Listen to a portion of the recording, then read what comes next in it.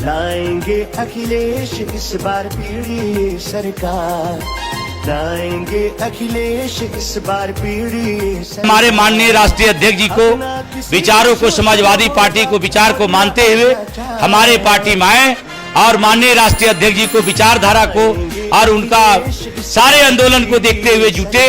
और मैं सभी को आह्वान करता हूं कि समाजवादी पार्टी में सदस्यता ग्रहण करके मजबूत करें। जय समाजवाद, जय अखिलेश।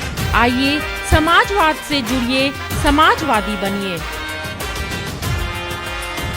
केंद्रीय मंत्री धर्मेंद्र प्रधान ने कांग्रेस पार्टी पर जातीय जनगणना को लेकर उपेक्षा का आरोप लगाया है। कांग्रेस पार्टी आजादी के बाद से अब तक जातीय जनगणना को कोई खास महत्व नहीं दी। मित्रों, कांग्रेस पार्टी सदैव देश की वंचित वर्ग, देश की आदिवासी, देश की दलित, देश की पिछड़ों के खिलाफ रही है। इसीलिए उनकी खोखलापन आज ध्यान में आ रही है। जब सत्ता में लंबे समय तक वो सत्ता में रहे, राज्यों में सत्ता में रहे, वो कहते हैं कि हमने कुछ राज्यों में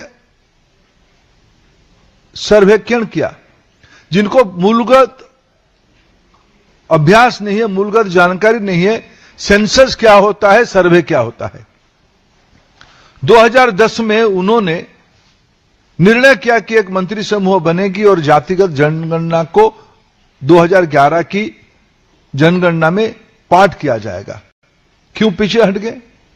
जातिगत सर्वे आई, एससीसीसी आई, क्या उसमें जाति रिफ्लेक्ट था? ये किसकी या किसको याद दिलाते हैं? जब भारत की अंदर सामाजिक न्याय एक प्रतिबद्ध विषय बन चुकी है, जब उसके ऊपर एक जन जागृति हो चुकी है, जिन्होंने बाबा साहेब जी को अपने लंबे समय के शासन के बाद भी भारत रत्न नहीं दिया था, वो आज सामाजिक न्याय की बड़ी बड़ी बात कहते हैं। आखिर 1990 में जब बीजेपी समर्थित सरकार बनी, वीपी सिंह जी की सरकार बनी, तब जाके बाबा साहेब को भारत रत्न की स्वीकृति मिली।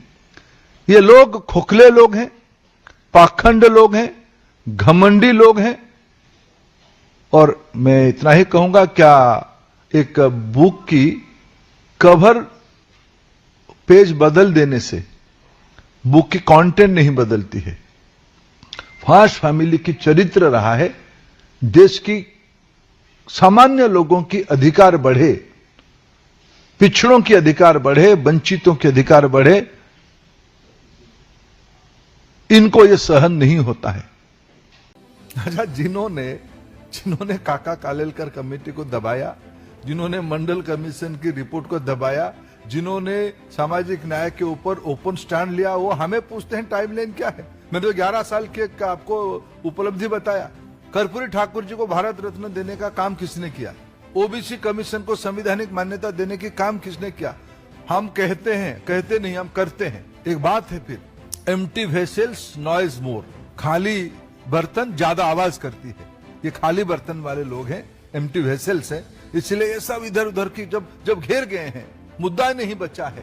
हमने पिछले 11 से उनके पास दशकों तक शासन रही। प्रधानमंत्री नरेंद्र मोदी जी के नेतृत्व में 11 साल की शासन की सेवा की दायित्व मिली है। मैं इतना गिनाया। आज एक अच्छा, मेरे लिए एक भारत की पब्लिक पॉलिसी में एक अच्छा दिन है। आज 1 मई, ठीक 10 साल पहले प्रधानमंत्री नरेंद्र मोदी जी ने देश की महिलाओं के लिए एक ऐतिहासिक निर्णय लिया था। प्रधानमंत्री उज्ज्वला योजना की शुरुआत आज ही के दिन बलिया से शुरू हुई थी। मैं भी उसमें गिलहरी के रूप में काम किया था। हमने नहीं देखा था उज्ज्वला देते हुए, प्रधानमंत्री आवास देते हुए, सौभाग्य योजना देते हुए। अगर आप कोई भी विश्लेषकों की सर्वे को देखो, रिपोर्ट को देखो, उससे सबसे लाभार्थी समाज की वंचित वर्ग है। टाइमलाइन कौन किसको पूछता है?